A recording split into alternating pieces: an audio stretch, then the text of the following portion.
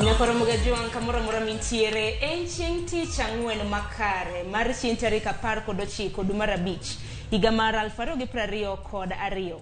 Kamora mora mintiere geno ni ichiew e yo makare machiegni chenro mar Piny chenro bende chakre sani saa 12 mar okinyi nyaka saa 5 mar onyango. Nyinga Sharon Ongao. Oyawre Ramogi kamora mora ma ineno okinyi makawuono ageno ni chiwo maber kendo Ruth Nyasaye oyawni piny e yo makare machiegni ahinya e chenro marwa mar okinyi makawuono ma en chenro mar Piny, chenro mayawni piny kendo kelo ni weche manyien kaachiel kod weche duto matimore pacho kae. Ka kamano to machiegni nyinga Joyce Odur. Oyawre Ramogi kamora mora ma intiere okinyi machiegni chenro mar Piny kamora mora miyudo nyalo bedo ni nitie gwenge ma Uyoma, Sembo, intiere Mirogi, koso intiere Migori, intiere Suna West, Suna East, koso intiere gwenge ma Wendo, gwenge ma Homa Bay uchiew nade. Ora kuni machiegni kata ka intiere Ringa Kojwach, kata ki yudori e gwenge ma Kajulu, Kisumo, Ahero Nyando. Ora kuni machiegni chenro mar Piny nyinga Cleophas Oluoch.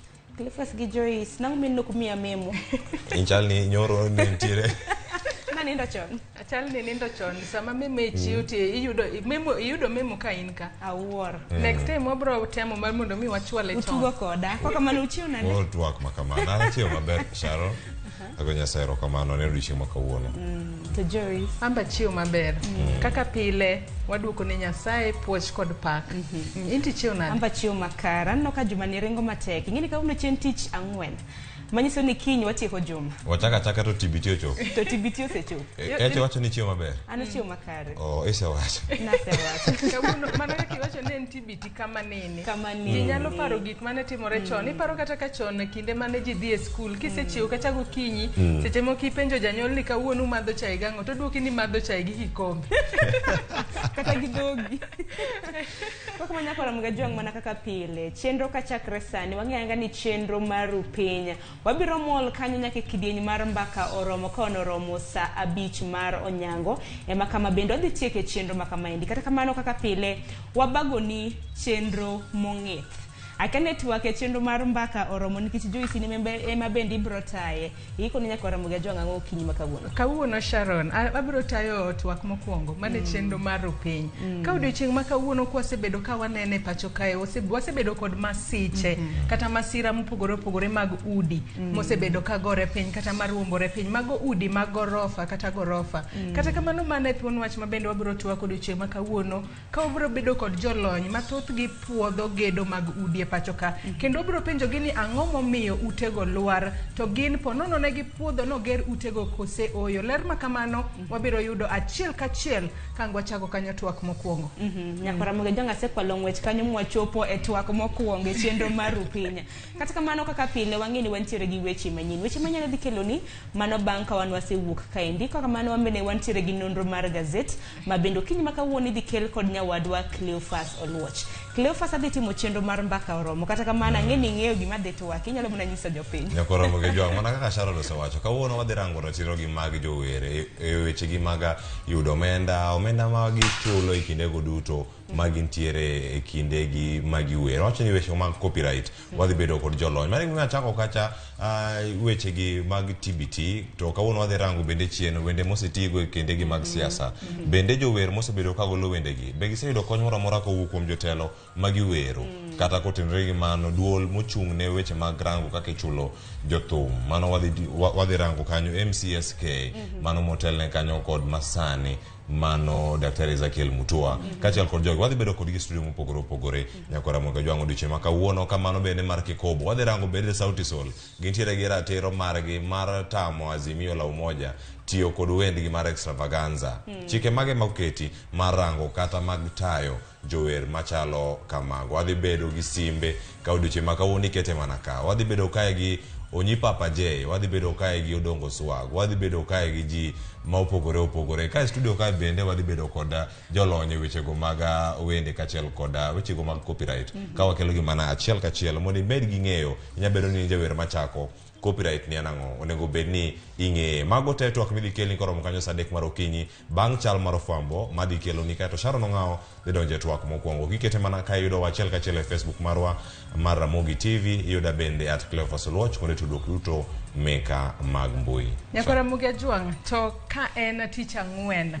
Wiu ok onego bed ni wila koda kidieny mar pok opogore mabendi biro kelni kanyo koda nyawadwa Sharon Ong'aw. Kata kamano kaka pile kete mane Ramogi TV kae mar mondo mi bine kit pok mabende ibiro kelni okinyi makawuono. Ka kamano ichako oronwa ote mari chakre sani ka an inyalo yuda e Facebook page mara ma en Joyce Oduor, Twitter handle @JoyceOduor_. Kuma giduto nyakora mga juang tudri kodwa par ni wantiere achiel kachiel mbui marwa mar Facebook. Abinyalo tudri koda achiel kachiel mbui maga duto te koriwo Facebook, Instagram, Twitter. Iyuda @Sharon Ong'aw. Kokamano machiegni bed kodwa nyaka giko nikech ma en rupenya. Wayud thuond weche. Wasebedo ka wacho ni wadwani mondo walok dak bathurwa ka. Mondo wakedi jasik thura dek madongo. Man tuoche en dhier to gi fuo.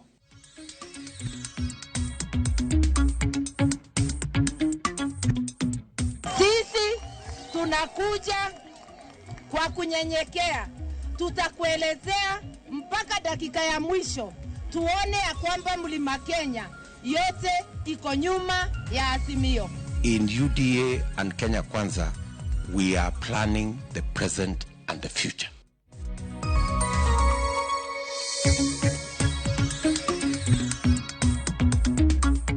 When we release them to go home, the stable ones, then we have to release them unconditionally. And that includes also without clearing their bills, which sometimes are very high.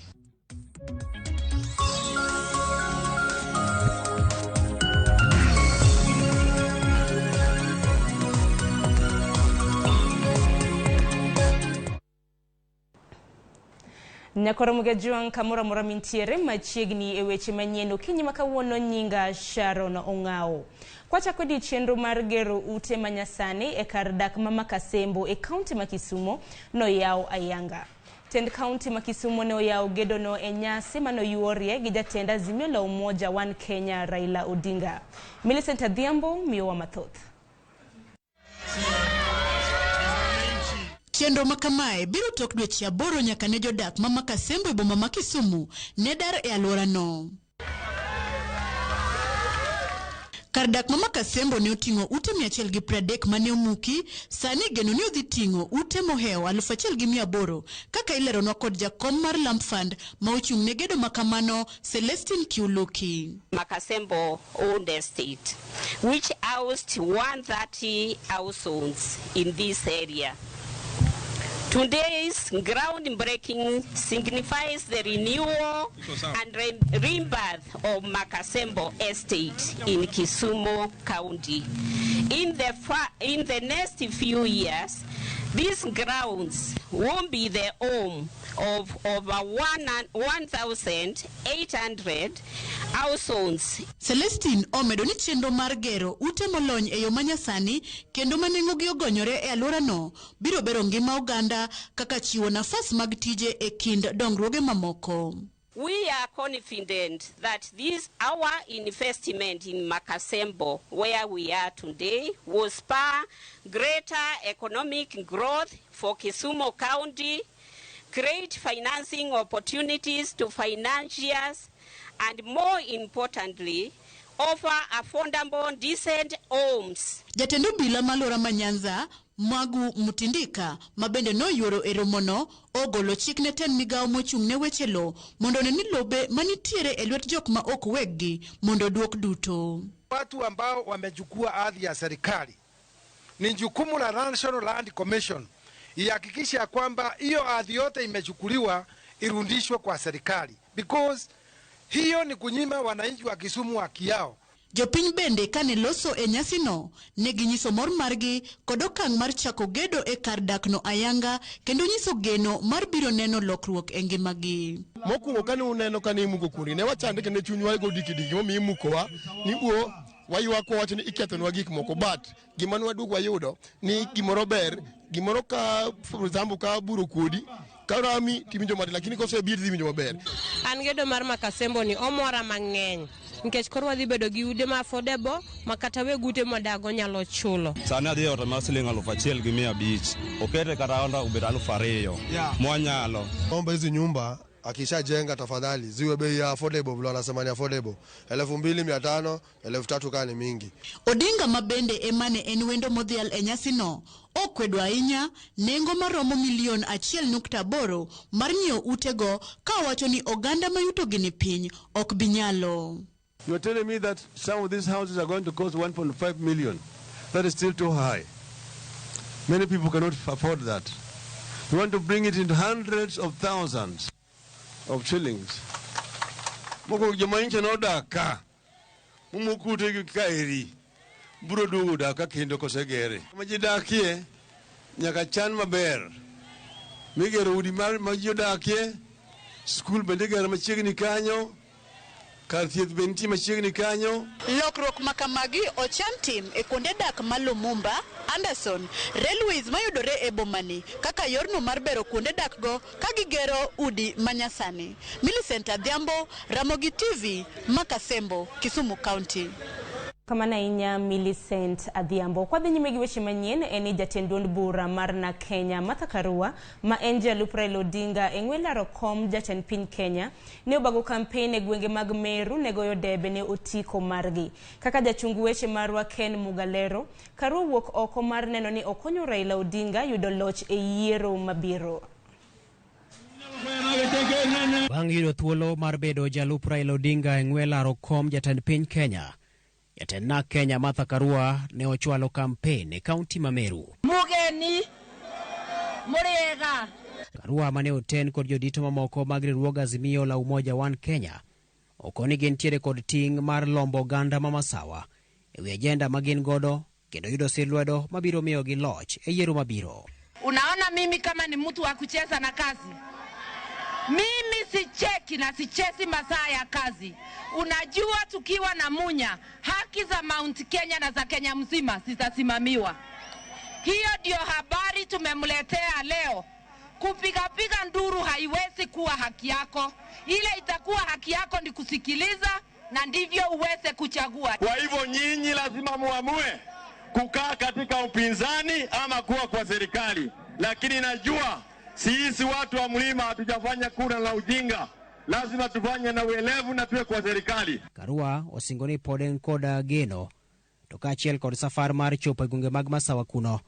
Kabendo jiwo rawere mondo mi jo chung kodgi motegno to kanyakla kod jogombulu mamoko. Iko watu mimi najua kila mahali wanapitia ni moto ya uporaji. Kama mali inaporwa haki yako huwezi ukapata.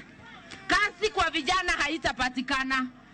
Matunda ya kilimo yetu haiwezi ikapatikana. Wewe enda lala na hiyo maneno yangu. Kesho nikija kunyunyuza, mimi najua tukimaliza mwezi moja hii area yote tutakuwa tunasema kwa msemo moja ya kwamba inawezekana. Azimio. Ukubwa yetu walituambia tutengeneze Mount Kenya, tuhakikishe maslahi ya mlima Kenya imeshughulikiwa kwa serikali ya Raila Amolo. Karua bende ogolo singo ni telo mare gi Raila Odinga biro miyo Kenya lwasi maber mar dongruok. Mimi wakati nilikuwa waziri wa maji kwa serikali ya Kibaki, nikisukuma mambo ya maji, Raila alisukuma mabarabara. Mchoro hata wa bypass zote Kenya umetoka kwa hiyo mzee. Akatambulika, akapatiwa na AU, African Union, kuwa mtaalam wa infrastructure Afrika nzima. Na kuambia unionyeshe candidate mwingine amefanya kazi ikasifika nje ya nchi. Nionyeshe. Farasi ni moja na farasi ni Raila Amolo Odinga. Ile utafiti imefanywa leo kwa Kenya mzima. Yule ambaye atachukua usukani si mwingine ni Raila Amolo Odinga, wakiwa wameshikana na Martha Wangare Karua hapa. Kweth mar Azimio la Umoja One Kenya pod gido gwenge mag masawa kati ang'wen gitero ng'wech margi mar siasa nyaka Tharaka Nithi. Ken Muga, Ramogi TV. Nyakora juang ka podwan mani weche mag siasa eni tend riwruog Kenya Kwanza ka otelne gi jalub jatend piny Kenya William Ruto ne obago romo gi jotelo mag gwenge mag Kiambu magin jokanyo mag UDA. Ruto singo chwalo kampeni koro gwenge mar jiwo jopiny ni obiro kelo lokruok e uchumi. Walter Nyambaga miyo waler mar wachno. Jalub jatend piny William Ruto mane romo kod joera mag duond buch UDA mawuok Kiambu County osingo chako kampen mamulo weche mag uchumi. From tomorrow, the next 5 days, we are going to have economic fora in different parts of our country because ours is the economy and the empowerment of every citizen, ordinary citizen of the Republic of Kenya. Jatelo no ne nyiero riwruok mar Azimio la Umoja ma owacho ni sani ji medo mana darie ka omedo ni kata mana jatend Wiper Party Kalonzo Musyoka bende ne ok obulo ng'ore riwruogno.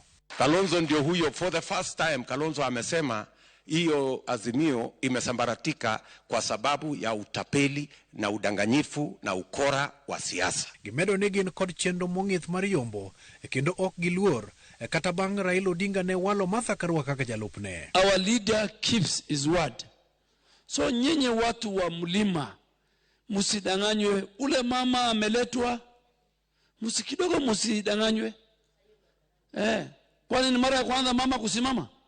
Si mara mwenyewe amesimama akapata 43,000 akashindwa na Dida. Kama Kilifi County tutaleta kura yote kwa UDA na kwa William Ruto. Joera mag UDA nyiso chung' motegno ni mar gin kod geno makende mar yudo loch yiero maduong'. Tutapatia nomination wale ambao wamesimamia chama chetu pale mashinani. That will be everywhere, in every county. Mimi nilikuwa nimeahidiwa chama na nikawekwa kando. Mwanzo nikatolewa kamati zote za bunge. Yule mama Aisha Juma akawa tumesema atakuwa kule PSC, Parliamentary Service Commission. Lakini tufika pale, we had to really fight. And yule mzee ndio Aisha akapata ile kiti. Manake kiti ilikuwa imeambiwa lazima ipewe Gladys Wanga. Walter Nyambaga, Ramogi TV, Nairobi. Anda jo Kenya koro nyalo ng'iyo jochung' madhilaro kombe siasa maonge duond bura mora masirogi mabende gi dhongere ong'ere kaka independent. Ma en kaluwore gi gazet moyiedhi mar piny owacho mogolo odiochieng' manyoro gi IEBC. Kopogore kod lemo mar jatend Kenya moywayo jochung' 38 maonge duond buche, lemo mar governor, senator kod mag od bura e gwenge makaluo bedo ywayo jochung' buora mabende onge gi duond buche. George Bati miyo waler. Kakoro ndalo medo ng'adore kendo ganda jo Kenya ochiko itgi mar ng'eyo jochung' madhilaro kombe mopogore opogore e yiero ma tarik 9 dwe mar 8. Koro yangi nying jochung' madhilaro lemo mag telo maonge duond bura moramora. Kaluwore gi andika mar gazet moyiedhi mar piny owacho, jochung' maromo 28 ochung' e laro lemo mag telo e kombe mag governor, senate kod jaod bura mar county e gwenge makaluo.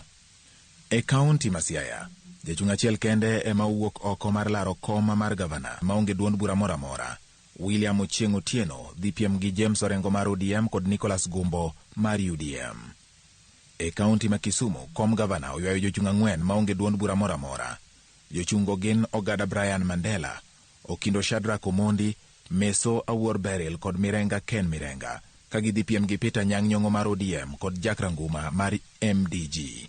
E county ma Homa Bay, manen gavana mar county ma Nairobi Evans Kidero kende ema wuok kaka jachung' maonge duond bura ka gidhiro medebe gi Gladys Wanga mar ODM. Mondo gin bende nying ochope debe, jochung' 3 owuok oko mar laro kom gavana ma Migori maonge duond bura masirogi.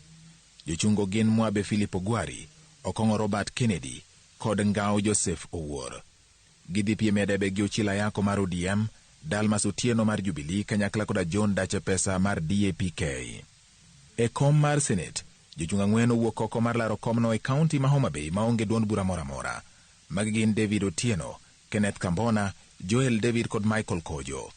E county ma Siaya komno ywayo jochung' maromo 3 maonge duond bura moramora masirogi, ka gin kanyakla gi Ismael Atudo, Yogo Tony, Okinda Okong'o Julius, ka e county ma Migori Mijungu Billy Graham Okumu e jachung' makende mawuok madhilaro komno maonge duond bura moramora.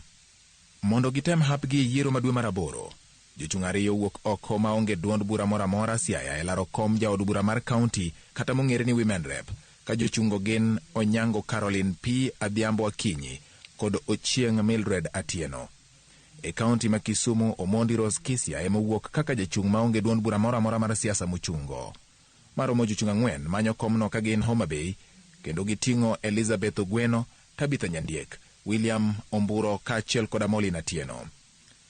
Komno mar Women Rep bende oywayo jochung' ang'wen madhi e debe maonge duond bura mar siasa e kaunti ma Migori. Jochung' oting'o Fatuma Mohamed, Josephine Achieng' Sirega, Helen Adhiambo Odie ma en min od gavana mar kaunti ma Migori Zachary Okoth Obado kod Zilpa Odlin Ochuodho. E sechegi ma IEBC dhi nyime keto chenro ne ikruok ne yiero maduong', jochung' malaro kombe siasa medo timo kampen ka bende gin gi geno ni jopiny biro parogi kochopo tarik 9 dwe mar aboro. George Bati, Ramogi TV. Erokamano ahinya George Bati. Nyako Ramogi Jong kwa dhi nyime gi weche manyien atiri nyaka e kaunti ma Migori. Kama bende duol matayo yiero IEBC ne obago romo gi jochung' mopogore opogore mamanyo kombe e kaunti ma Migori. Kaka George Jumalero, jochungo okwayo IEBC mondo miyo ne ni yiero mawang'ni e kaunti no otim e yor ler kendo maonge mibadhi. Kaka yo mar ikruok ne yiero maduong' mar higani, duol mar IEBC ne obedo kod romo kod mokom jochung' malayo mopogore opogore e kaunti ma Migori. Romo ni mane obagi e log tich mar duol mar IEBC e sapor Masunais ne en manoero mar chiwo ler ne jochung' e gigo be duol mar IEBC koro dhi dwaro ka koro pok opodhogi. Adwaro ni ng'ato ka ng'ato mibindiki ni mondo chung' e yiero ma Migori ka obed ng'ama ratiro, ng'ama ler, kendo winj tich ne malong'o mondo duoko mawuok Migori ka owuok duoko madieri. In the past, we have had challenges using the KIMS kits like low network, the missing password and all that. But the county returning officer has assured that they are bringing an improved kind of KIMS kits that will be used on the 9th of August this year. To account and record ikruok mar yiero maduong' bende biro ni bende ne omienyo e kind romo machal kod mae. Jochung' malaro kod mopogore opogore ne wane gombo margi en yiero maduong' mar higani koro dhi otim e yono moyanga e kaunti ma Migori. Wawuoyo kendo kwa wacho ni mondo yiero madhi bedo sani obed yiero maonge ubaguzi, obed yiero mantiere gi ler kendo nonro makare mondo mikuo moro amora miyiere e polling stations miwa results mondo wambe watali. Kik giland kaka pachgi to giland kaka jopiny dwaro. Kanyo ema dhi kelo kwe. To ka giketho ratiro mar jopiny to giketho kwe mar jopiny. Moko kuom josiasa go ma oteni kod duond bura mar UDA bende ne chiwo ywak margi ni lwasino mar go siasa ok osebedo makare ne moko kuomgi. Aparo ni an gi right na kaka jachung' kaka ja Kenya mondo achung' gi pati madwaro. To gimoro osebedo katimore mok dhi maber ni yudo ni samoro kadhi kamoro iyudo ka jomoko gona simu, iyudo ka jomoko orona messages, iyudo ka jomoko threatena ni pati machung' godo no pati marach ma okonega wuoth godo kata mana Suna Central ka. Kendo gibiro timore koda marach ma kata campaign okabi campaign. Tabe adwa nyiso uni kaka ja Kenya man gi kura mag ombulu maluwo chik mar Kenya chiko yiena mondo campaign kendo mondo mi achungi tiket madwaro. Romo machal koda mabenni otimo pieces go mag IEBC ma opogore opogore e kaunti ma Migori kabe josiasa mano chokro machal koda mae ne osingo ni yiero maigani koro gidhi timo e yorno mar kwe. George Juma, Ramogi TV, Migori. Erokamano ahinya George Juma. Kopogore gi kaunti ma Migori, hatiri achiel kachiel nyaka e kaunti ma Mombasa, kama bende jatend piny Kenya Uhuru Kenyatta okoni yo makende mar kedo gi mibadhi e pinje Afrika en neno ni jogo manie bede mag piny owacho obedo joratiro kendo tiyo kaluwore gi chike. Kenyatta ne oloso Mombasa e romo magalamuru mane okelo kanyakla jogo mamino buche e doho mawuok e pinje mopogore ei Afrika. George Aoko gi ler mathoth kowuok Mombasa. Romo mar ang'wen mane okelo kanyakla ogaye mag jomin buche kaachiel kod jotaa chenro mag doho e pinje mopogore manie Afrika ne obagi Mombasa.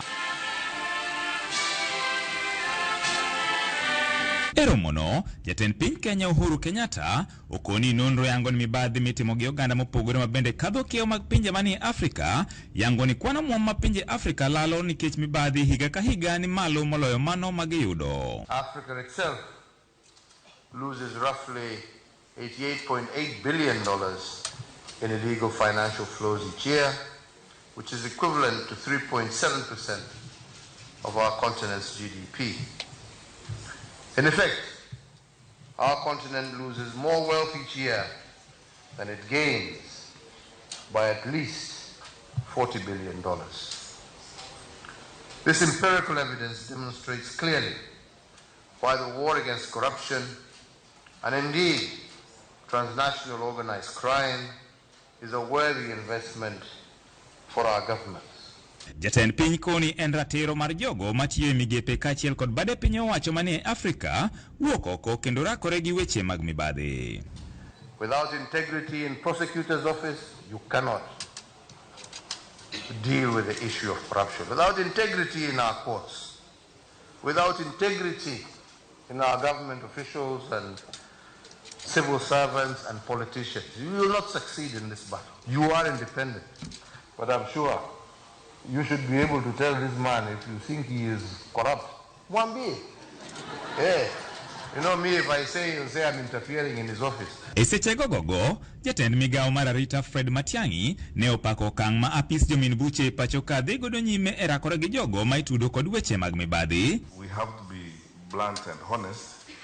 It's testament to the wonderful work that the Office of the Directorate of Public Prosecution and particularly Mr. Haji and his team have done. Truth be told, Your Excellency, when you took the oath of office in 2013, there wasn't so much to write home about in terms of institutionalization of the Office of the Director of Public Prosecutions. Ka ogai mar jomin buche Nurdin Haj ne bende okoni romono keto ayanga ni pinje manie Afrika owinjore ti kanyakla mar kedo gi mibadhi kaachiel kod timbe njuri. We have committed ourselves to deepening our collaborations and cooperation in tackling transnational crimes through joint seminars, sharing of best practices, training, and establishment of mutual legal assistance and extradition frameworks. We've been instrumental in helping one another in ensuring that criminals do not benefit from their ill-gotten wealth by cooperating in tracing, freezing, and confiscating their assets within the region. The DPP of Kenya, my very good friend Nurdin, has set prosecutorial best practices which today reverberate across Africa. Jatend piny Kenya migosi Uhuru Kenyatta koro koni pinje duto manie Afrika nyaka to koro wuog oko motegno mar kedo gi weche mag mibadhi. George Aoko, Ramogi TV, Mombasa. Kwa wuok e kaunti ma Mombasa wadhi nyaka e kaunti ma Kisumu kama bende romo mar Afri Cities ochiwo thuolo ne jo ohala nyiso mwandu ma bende giuso. Tokia wayanga nyasi ni e pap ma Jomo Kenyatta Stadium mantiere Mamboleo, welo koro nigi thuolo mar chopo e kar nyisruok machielo e chuny boma ma Kisumu e pap mar Jomo Kenyatta Grounds kama jo ohala ma Kisumu kod mamoko ma pacho kaendi ogoye tach. Lieta miyo wa mathoth.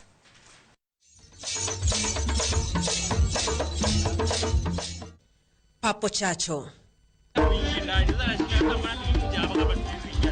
Johala mopogore ochopo e kar nyisruok machielo motengi e romo mar Afri Cities kuma johala ma pachoka nyiso mwandu mopogore magi uso ne welo moa oko kod jodak ma Kisumu. You see, there's a lot of people here around here who can come and see our products, how we can talk to them. We interact, we share ideas on what we are doing, how we can better it. So the African attires, dresses, trousers, nyaka lepi chuo watu wangu. Mae en kar nyisruok mar Jomo Kenyatta Sports Ground kuma jo ohala ma county ma Kisumu kod counties mamoko pacho ka time nyisruok. Artist agoro achwecho gi lowo, achwecho gi smiti, agoro benda goro. Nitie a group from Ghanaian citizens mobiro kae to showcase negi kitenge African kitenge wares, but negi wacho ni kitenge no is something ma samoro gibe gin go negi dwaro gimoro manyien koro giyudo ka wabotimo curtains to curtains go itimo ka gin the kitenge fashions. Johala kae negi paro mopogore kaluwore kod kar nyisruokne ka moko kuomgi omor kod thuolo magi yudo mar uso ka jomoko to wacho ni ogiyudo thuolo makare. We've lost a lot of opportunities. Ere kaka inyalo golo ng'ato oko tikelo ni imiyo biashara kae. yet locals around kae nyatimo gik mang'eny, a lot of things. At least imiyo locals, at least there's that aspect of 70% local production. Be jogo nofuatilia mpangilio no. Oketnwa bei kende expensive makata local citizen ikia kata ni dachulo pesadi. Stall kia ni 25,000. Seche moko gimiuso inade idaloso kata 1,000. Ngisa ni 25,000 o ti dachulo nade. Moko kuomgi wacho ni piny owacho ne okotimo moromo mar jiwo johala e alwora ma Kisumu mondo oyud thuolo moromo. Toking'iyo mokwongo wan kaka jo Kisumu oketwa sports ground kai. Sports ground kai kata nyaka gisani kuwuoth around activities kai piny mogi. The locals of course ni gik maginya offer, but ang'omi okumigi opportunities mani kae. En gino ma ja ohala machielo ma Kisumu wacho ni jowete neno deko ndikore ka thuolo ne ichiwo ne joma nokuongo chudo. Ok ne waka opportunity chon, kane opportunity owuok. Ne warito mondo opportunity obed last minute. Kisumu wanjo last minute people. Koro warito ga nyaka dakika mogik yaka wanyagre watemo rire kuonde mantiere opportunities. Gino magimedo yuago en thuolo manowachi ni biro kelne gi welo manitiere e romo maduong' Mamboleo mondo ochopi neno kendo nyiew mwandu magin godo. Gino ma director mar ohala e county ma Kisumu wacho ni ipango e odiechienge mabiro. Welo mano biro mane wa target mondo timo godo businesses go. Mondo wa interact kodgi. Welo osebedo ka biro en mana ni pogi biro in an organized manner. Nitie delegates matin mosechako biro kae rinyori ng'eni en official ceremony. So thuolo mane gibiro godo ne ok oyudore. Kawuono bende schedule gi ne is a bit tight, but we are told ni godhiambo nitie manyalo biro and chakre kiny ibiro landi nyaka buses magidho nyaka kuonde magintiere magitwake. Kata bed ni johala mochopo ka e nyisruok nitiere kod paro mopogore opogore e wi thuolo ni mokel kod romo mar Afri-Cities. Gino mabende giyie en ni ochiwo ne gi thuolo matimo ohala ok ne jopacho ka kod welo mabende wuok e pinje ma oko. Jaileta, Ramogi TV, Kisumu. Kama na inya Jaileta nyako Ramogi jwang par ni romo mar Afri-Cities pod dhi nyime nyaka chieng' tarik 21 mar jumani. Kawuok e kaunti ma Kisumu wadhi nyaka e kaunti ma Kiambu kama bende ji adeko wito ngimagi bang' ka tat ot manarik imuko ne oruombore piny ma olwar kuomgi e kar dak mar Ruiru. Kaka Simfros Okinda lero, apisas magarita kwe okoni odno ne ogore piny kuom jogo mane temo kawo chumbe bang' kanya ochak muko odno. Okinyi kar saa 4 oganda mawuok e gwenge mag Ruiru ne ochiewo kod koko mar nyamburko mag nego mach ma kaunti no mabende ne ringo mondo res jogo mane yangore ni ot ne osienyore kuomgi. Kaluwore kod County Commissioner ma Kiambu Joshua Nkanatha, odno mawachore ni ne en kar kano mwandu ne imuko kod duol mochung'ne gedo mag apeyini madongo e pacho kaeri mano mar Kenham mar mondo miyo yaw thuolo mar yaw apaya ma Eastern Bypass. This building was being demolished by Kenya. They want to put up a very big roundabout here, and unfortunately they could not complete that exercise yesterday. So today before they could come, Joshua omedo ni chenro mar muko odno ne odhi nyime odiochieng' manyoro. Kaka wuono to kapok ne jomuko ochopo to ne giyudo simo ni odno olwar. Wachore ni nitiere jomoko mane temo kawo chumbe kod gik moko e odno. There were some few people who decided to go inside and get some metals and also need the building blocks. Collect and sell, I think. But unfortunately, they were trapped inside when the roof collapsed. Sirikal mar kaunti ma Kiambu, obila kod duol mochung'ne gedo mar apeyini madongo e pacho ka oriwore e chenro mar reso jogo ma pod odno oimo. Ka bende gisingo chiwo report makende bang' tieko tijno. So far, we may not give the figures as to how many people have been injured, how many people have died, how many people will be rescued, arrive. I think for that one, media, we plead with you that you have to wait a little bit longer. Simfros Okinda, Ramogi TV.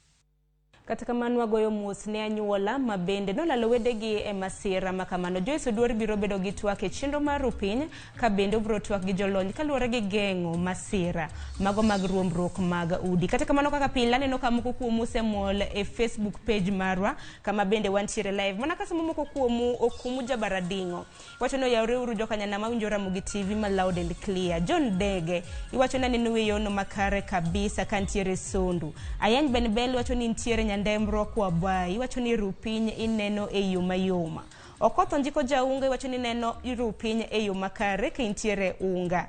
Engineer Silas Obara iwacho ni oyawre uru te Ramogi TV neno maler kabisa. Jack Juma Jalego iwacho ni neno wa makare kintiere Nyang'oma Kolego. Senator Kariuki mbeda neni kanyo iwacho neno TV kintiere county manere gwenge mag Thika. Ochieng' Dahero iwacho ni ntiere Naivasha. Engineer Lazaro kaka pile iwacho ni Joyce Cleophas kod Sharon Ong'ao rwakna uru Silas Oyuke. Owina Ongita J Bonyo Jatelo kod Maxwell Ochieng'.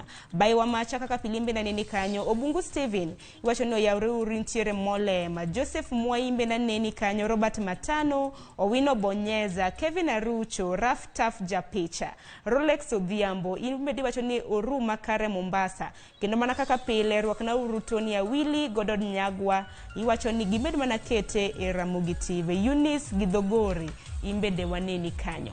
Kwa kamanya kwa Ramogi Juang med mana kete e TV mar Ramogi nikech chenro podi e lach kaka pile wadhi kao yueyo matin mabiro bang' weche manyien en nonro mar gazet mabende dhi ta kod nyawadwa Cleophas Oluoch. Okinyi makawuono ntiere kod jafwambo marwa Judith Omondi. Kete mana e Ramogi TV.